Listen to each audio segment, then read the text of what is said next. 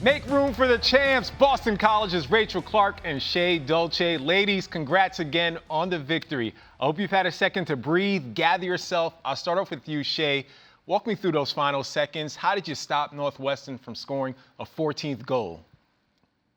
Yeah, I mean, I knew that I had to have my team's back, and they had my back the whole game. And honestly, I think that last possession as a whole, I think there are like 4 shots that they could have had.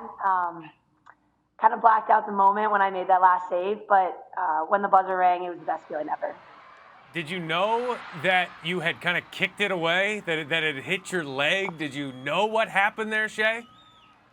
Yeah, I knew that it kicked my foot. I just didn't know where it went. So then when I saw that they had another possession, my heart sank a little bit. But it was something like 20 seconds left, and I knew my team had my back. Rachel, as one of the leaders on this team, how did you guys stay composed and gathered after a 6-0 hole?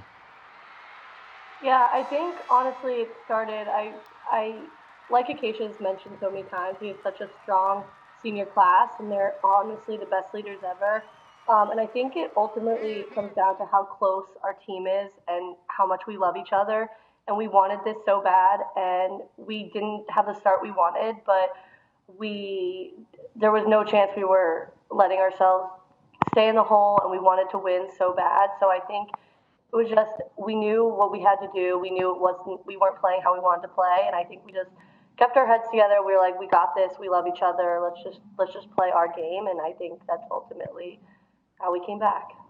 It's very easy to say, right? I mean, you look up at the score, and it's like, okay, it's 6-0. This could be the end. You know it's going to be your last game of the season regardless, Rachel. But what are those conversations like on the sideline, amidst timeouts, during commercial breaks, when it's 6-0? What are you talking about? I think it's one goal at a time. It's one possession at a time.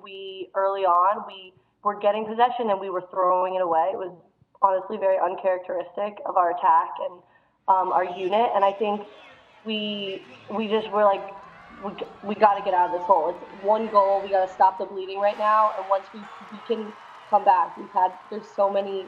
I think after the first quarter, we were like, there's 60 minutes in the game. We got 3 more quarters. That's so much time.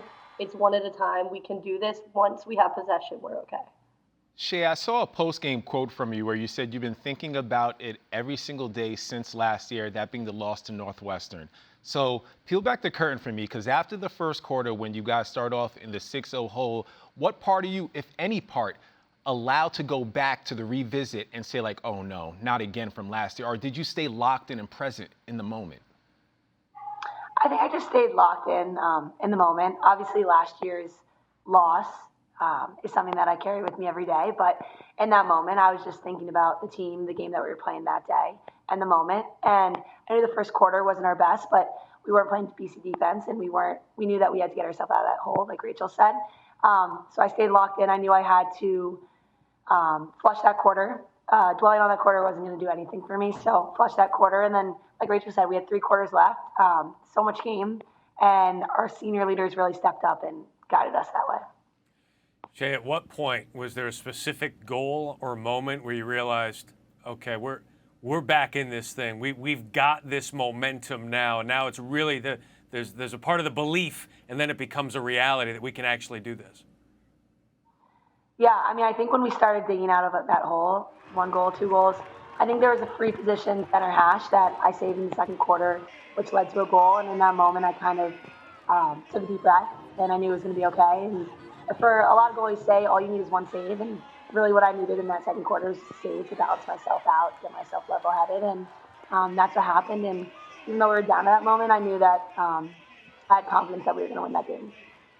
I know how happy you guys are for your teammates, but toss up this question to both of you, starting off with you, Rachel. How happy are you for Acacia to have this moment of victory? Saw how emotional she was after the win. Yeah, I think it just, honestly, all the days leading up to it were really emotional just because this team is so close. And, like, you can see how much she loves her team, especially her seniors, and how much, I mean, I haven't been a part of the team the past couple of years, but watching it and how they've talked about it all year, this has been such a revenge tour. It's not the winning is what BC is about, and I think it's just we work so hard, and I think finally achieving what we've been working for all year, like literally since the first day of fall ball. It's so much hard work. It's so much love for the team. Like it's the best feeling in the world. Shea, I want to get your thoughts on your head coach. If you both could answer this, she has turned this program around, and both committed to her, want to transfer, one out of high school. But what is it about her that has allowed this program to achieve such success? She's unbelievable. I mean, it shows with her bringing this program to the national championship 7 times. It's unbelievable, and she's like a mom to us. She loves us like her own daughters, and she puts so much dedication, heart, hustle into this team, and it really shows. And that's why this program is so strong, and that's why we both wanted to come here.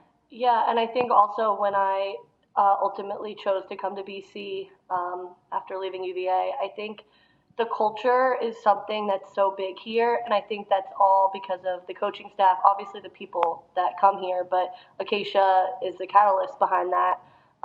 It's just a culture of winning. She gets the hardest working girls who want to, who come here to play lacrosse. You're here to play lacrosse, and I think she harps on every inch is what wins a national championship. I think every single day that we're practicing, we have the idea of a national championship in our head, and I think that's all due to her. And she's such a competitor, but like Shea said, she's a mom to us. She'll do anything for us, and I think that's why we're so successful. Rachel and Shea, just to follow up on that, because you both had unique, different recruiting experiences. You mentioned that big C word, culture. How can you tell during that recruiting process that culture is what you want? What do you see on those visits and in those communications? Yeah, I mean, I'll start. When you go to a camp, you see the culture of the players. Like, you are surrounded by all these D1 players as your high schooler, and you really get a grasp of what the program's like through the coaches, the players. It's just a community of love. We love each other, our family. I think it really shows through our fan base. We have so much. We have so many alumni, family members, friends supporting us day in and day out. So it's truly a remarkable program, and the fact that we have the culture that we have is unbelievable. Yeah, and kind of building off what Shea said, I think finding culture when you're going on visits and seeing all these different schools is hard because every on your visits, coaches want to give you the best possible image of their school. But I think what it came down to, I met all the girls when I was looking here, and honestly, it was shocking how welcoming everyone was right away. And sometimes you're so nervous, you don't know how it's going to be taken, that you want to transfer or whatnot. But I think every single person was so welcoming and wanted another great player because everyone cares about winning so much, and it's just such a complete team first mentality here. I was surprised by how quickly I was able to realize that from a 2-day visit.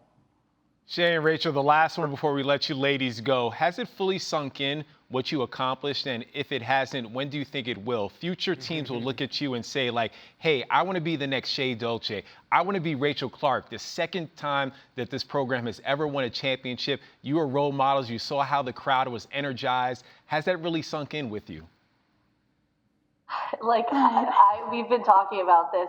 Even right after the game, the first thing I said to my parents is it doesn't feel real. We have been dreaming about this.